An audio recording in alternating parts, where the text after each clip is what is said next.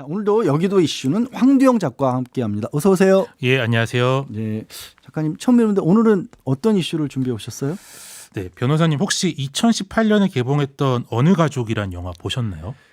그 큰 영화는 아니었죠? 네, 네, 못 봤습니다. 칸에서 황금종려상을 받은 영화인데요. 네, 네. 한번 보시길 추천드립니다. 네, 알겠습니다. 이제 영화에서는 사망한 노인의 연금 수령을 계속하기 위해 사망 신고를 하지 않고 매장하는 부부의 충격적인 이야기가 나오는데요. 예. 이렇게 외국 영화에서나 볼 것 같은 이야기가 우리나라에서 실제로 일어났습니다. 네네. 지난주에 인천의 한 빌라에서 일어났던 일인데요. 70대 여성 A씨는 사망한 지 2년여가 지난 뒤 백골 상태로 발견되었습니다. 40대인 셋째 딸 B씨가 함께 살고 있었는데요. 어머니의 사망 신고를 하지 않고 시신과 2년 넘게 함께 살아왔습니다.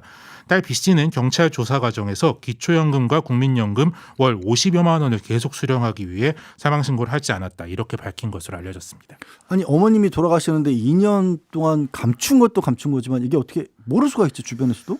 그렇죠. A씨에게는 같이 살던 딸 B씨를 포함해 총 6명의 자녀가 있었는데요. 네. 근데 어떤 사연인지 연락을 끊고 살았다고 합니다. 그리고 이제 이웃과도 교류가 전혀 없다 보니 빌라 밀집 지역인데도 2년간 아무도 몰랐던 거죠. 이제 뭐 기사 반응들 보니까 다른 가족들은 왜 몰랐냐 뭐 그런 반응도 많은데요. 네. 요새 이제 고독사 등 다른 사건들을 봐도 법적인 가족이 있는지 여부보다는 사망자가 사회적 관계가 단절되지 않았는지, 다시 말해 이제 사망하기 전에 누구든 주기적으로 연락하거나 만나는 사람이 있었는지가 더 중요하더라고요. 이게 여러 가지 착잡한 생각이 벌써부터 예. 드는데 그러면 2년여 만에 알려지게 된 계기는 뭡니까? 이제 A씨의 사망은 국민연금공단이 부정수급을 의심해 조사하는 과정에서 밝혀졌습니다. 공단은 70세 이상의 고령임에도 2년간 진료 기록이 한 번도 없다는 점을 의심했는데요. 이제 뭐 찾아가도 계속 못 만나니까 옛날 번호를 뒤지다가 넷째 사위한테 연락이 닿았다고 해요. 이제 넷째 딸이 그래서 빌라를 방문했는데요. B 씨가 문을 열어주지 않자 넷째 딸이 경찰에 신고하면서 진상이 드러나게 되었습니다. 거기서 만약에 넷째 딸이 조금 더 적극적으로 나서지 않았다라면 더 늦게 이 사실이 알려졌을 수도 있겠네요. 그렇죠. 이제 공단에서는 뭐 계속 의심을 했겠지만 아무래도 늦어졌겠죠. A 씨는 2011년 기초생활수급자로 지정되었다가 2년여 만에 제외된 적이 있고요. 예. 딸과 함께 산다는 이유로 위기 1인 가구로도 지정이 되지 않아서 지자체에서 따로 관리를 하지 않았다고 합니다. 또 이제 작년 11월에 해당 통장이 주민등록 사실조사 차원으로 집을 방문했었는데요. 예. 그때 B 씨가 어머니는 돌아가셨다 이렇게 이야기를 했다고 해요. 예. 근데 또 통장은 사망 신고를 해라 그렇게만 얘기하고 별다른 조치 없이 넘어갔다고 합니다. 아니 통장한테 어머니 돌아가셨다는 얘기를 했다는 건 일부러 감추진 않았다는 얘기예요? 어떻게 된 거예요?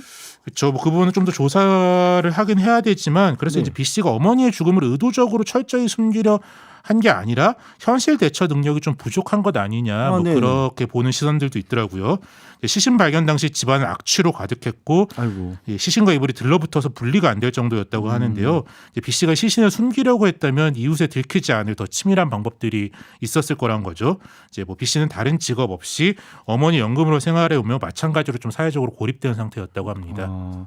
B 씨가 뭐 잘한 건 없지만 네네. 행정적으로도 이게 뭔가 좀 빈틈이 보이네요.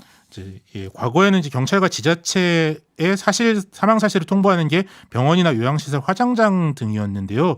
그래서 이제 집안에서 돌아가시는 경우에는 알리지 않고 매장하는 경우가 많아 사망 신고가 지연되는 경우가 꽤 많았습니다. 뭐 이런 문제를 해결하기 위해 정부가 이제 2013년에 통합관리 시스템을 만들어서 그 뒤로는 점차 좀 줄어들고는 있습니다.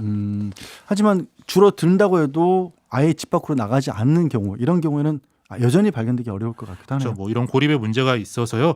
이제 뭐 딸 B 씨의 범죄 혐의에 대해서는 수사가 돼야겠지만 이것이 좀 노인들의 사회적 고립에 관한 문제여서 이런 것들이 재발되지 않고 노인들이 사회적 관계를 어떻게 유지할 것인지도 좀 이번 사건을 통해 우리가 생각해봤으면 좋겠습니다. 네, 머리가 참 복잡하네요. 자, 여기도 이슈 황대웅 작가였습니다. 고맙습니다. 예, 감사합니다.